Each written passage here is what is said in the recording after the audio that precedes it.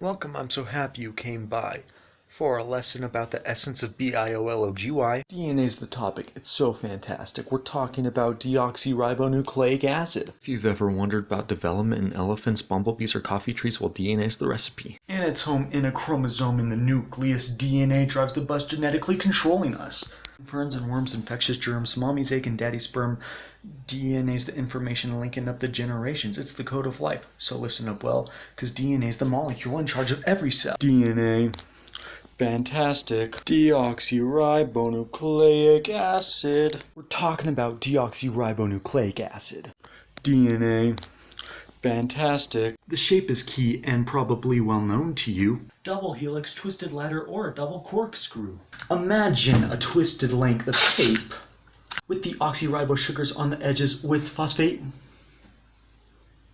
Sugar phosphate, making up the sides of the ladder with nitrogenous bases on the inside with the bases like the rungs in together, with deoxyribose sugar and phosphate make a nucleotide.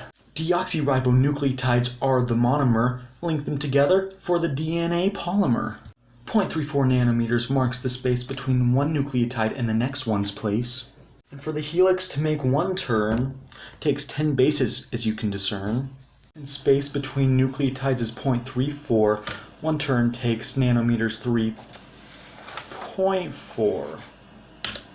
So stylish, so slick, first described in '53 by Watson and Crick. And don't forget Franklin, she took that famous X-ray pic. But she died, so she never got her Nobel Prize. DNA. Fantastic. Deoxyribonucleic acid.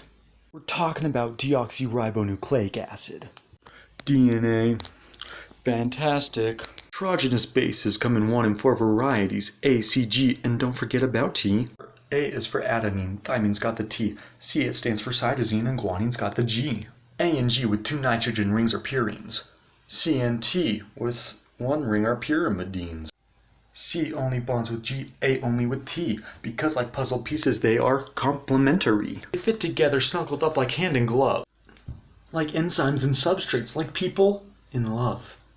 A, T, C, G matched up like lock and key, forming hydrogen bonds, either 2 or 3. Hydrogen bonds, you know they aren't very strong, but they're enough to hold DNA together all day long. Bases fit together, it couldn't be sweeter. DNA a width of 2 nanometers. DNA's double-stranded looks pretty swell. The strand's orientation is anti-parallel, with one strand standing up, the other on its head. It's how they fit together, Crick and Watson said. DNA. Fantastic. Deoxyribonucleic acid.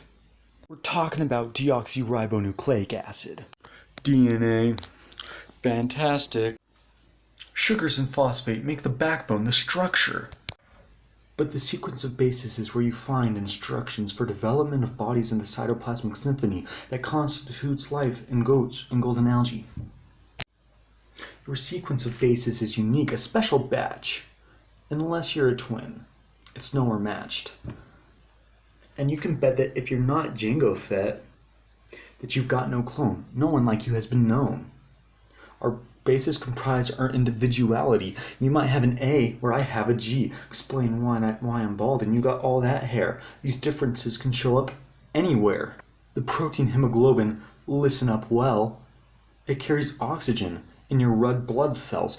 Hemoglobin's made of 4 protein pieces, a trait widely shared among animal species. Hundreds of bases spell one hemoglobin piece, hundreds of A's, G's, T's, and C's. The gene starts.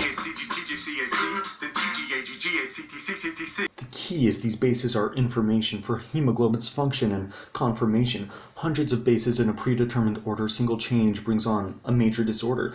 Change T to an A in one single spot. This little point mutation might not seem like a lot. Thymine to adenine might not seem that big to you, but baby, that's the cause of sickle cell anemia. DNA. Fantastic. Deoxyribonucleic acid.